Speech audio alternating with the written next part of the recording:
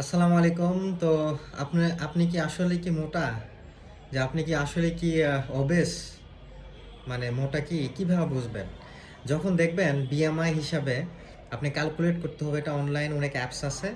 আপনি উচ্চতা হিসাবে যদি ওজন ঠিক থাকে তাহলে অবশ্যই মোটা হোক। আপনি মানুষ যতই মোটা বলুক বা আপনি যতই মোটা মনে হয় কিন্তু আপনি ফিট আছেন। ঠিক আছে? আর যদি আপনার বিএমআই হাই থাকে, উচ্চতা হিসেবে ওজন যদি বেশি হয় তাহলে অবশ্যই আপনার এটা কি? আপনার হলো ওজন বেশি। তাহলে আপনি বুঝবেন আপনার অবেস মোটা বলা হবে। ঠিক আছে? এবং অবেসের অনেক টাইপ আছে। টাইপ 1, টাইপ 2 এগুলো অনেক স্কোর করতে হয়। এটা সাধারণত আপনি অনলাইনে অ্যাপস পাবেন, ক্যালকুলেটর ক্যালকুলেট করতে পারবেন বিএমআই, বডি মাস ইনডেক্স, যে আপনার উচ্চতা এসে ওজন ঠিক আছে নাকি। এখন আসেন মোটা কেন হয় মানুষ, খুবই ইম্পর্ট্যান্ট।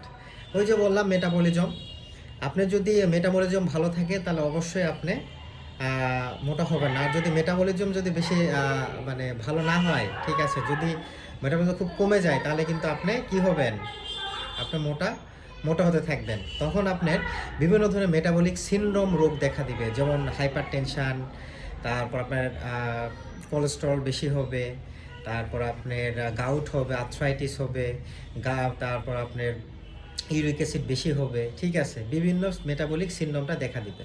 তো মোট কষ্ট হলো যে মেটাবলিজম এবং একটা কি ইনসুলিন রেজিস্ট্যান্স। আমাদের যে ইনসুলিন রেজিস্ট্যান্ট কী করে, ইনসুলিন কাজ করতে পারে, ইনসুলিন কাজ কি আমাদের অ্যানাবলিক। ঠিক আছে, এটা সাধারণত ভাঙতে দেয় না চর্বিকে, এই জন্যে মানুষ মোটা হয়, ইনসুলিন রেজিস্ট্যান্স মানুষদের। এরা খুব মানে না খাইলেও মনে হয় শরীর দুর্বল লাগে, কিন্তু জাস্ট মোটা হয়ে যায় এই ইনসুলিন রেজিস্ট্যান্সের জন্য। তো অবশ্যই কী করতে হবে, ঘুম ভালো দিতে হবে, হরমোন ব্যালেন্সের জন্য খাওয়া দাওয়া। এটা বললাম, মানুষের খাওয়া দাওয়া রোগবালাই 80 থেকে 85%ই খাবার দাবারের উপর নির্ভর। আপনি যদি খাবার দাবার ভালো করেন তাহলে অবশ্যই আপনার মেইনটেইন হবে। এবং 20% আপনি ঘুম, ব্যায়াম, মেডিটেশান এবং সাপ্লিমেন্টের মাধ্যমে আপনার ভালো করা যাবে। কিন্তু মেইনলি আপনার খাবারের মাধ্যমে রোগ বালাই হয়।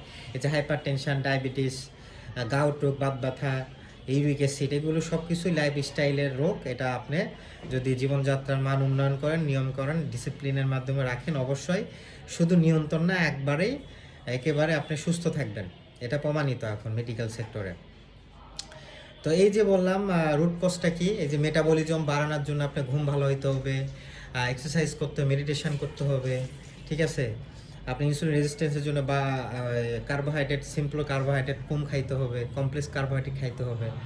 ঠিক আছে, খাবার দাবার মেনটেন করতে হবে, প্রোটিন জাতীয় খাবার বেশি বেশি করে খাইতে হবে। অর্থাৎ এটা নিয়ম হলো, আপনি যত ওজন তত গ্রাম আপনি প্রোটিন খাবেন।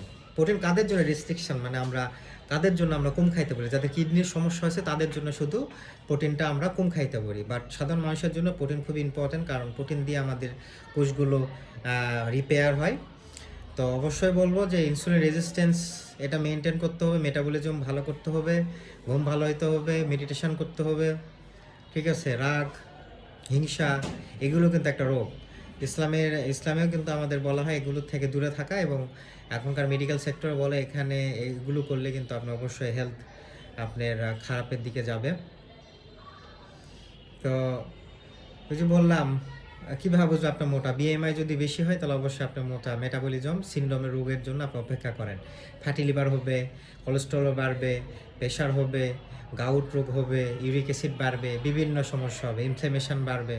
ঠিক আছে, এই জন্য প্রধান যেটা খাইতে হবে যেমন হলো গ্রিন টি আপনার মেটাবলিজমটা বাড়ায়, ইনসুলিন সেন্সিটিভিটিটা একটু বাড়ায়। ঠিক আছে, তারপর আপনার হলো টার্মেরিক টি, হলুদ চা, খুবই খুবই ইম্পর্ট্যান্ট। এক্সারসাইজ, সর্বোপরি হোলিস্টিকের মাধ্যমে, ট্রিটমেন্টের মাধ্যমে এগুলো ভালো করতে হবে। আদারওয়াইজ আপনি শুধু খাইলেন আর বসে থাকলেন কখনো হবে না। নিজেকেও এক্সারসাইজ করতে হবে, ঘুম দিতে হবে, নিয়মকানুন মানতে হবে, ডিসিপ্লিনের মাধ্যমে আস্তে আস্তে আস্তে আস্তে আপনি ভালো থাকবেন। এখন নতুন নতুন চলে আসে যে ওজন থেরাপি। ঠিক আছে, তারপর হলো ওজন থেরাপি অনেকে নাই, তারপর আকুপাংচারের মাধ্যমে অনেকে ব্যথা ভালো হয়। ঠিক আছে, অনেক থেরাপি আইছে, জিন থেরাপি, এগুলো বা অ্যাভেলেবল পৃথিবীর বুকে, বাংলাদেশে অ্যাভেলেবল, আপনি নেটে সার্চ দিয়ে পাবেন। তো আশা করি ভালো থাকবেন, সুস্থ থাকবেন পরিবার নিয়ে।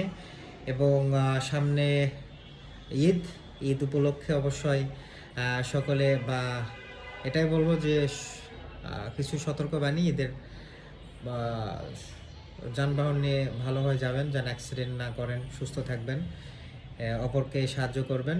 তো এই যে অপরকে সাহায্য করে, এটা কিন্তু সামাজিক একটা কাজ।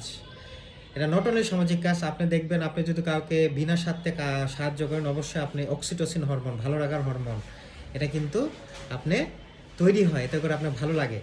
তাহলে অবশ্যই বিনা স্বার্থে অনেক ভালো কাজ করবেন, সামাজিক কাজ করবেন, সামাজিক কাজের মধ্যে থাকবেন। কারণ আমরা সামাজিক জীব, সোশ্যাল স্ট্রাকচারেরভাবে আমাদের মেনটেন, আমরা বাড়ির কোণে থাকতে পারবো না, আমাদের বাবা মা আত্মীয় স্বজন সব কিছু আছে। ভালো থাকবেন, সুস্থ থাকবেন। আসসালামু আলাইকুম।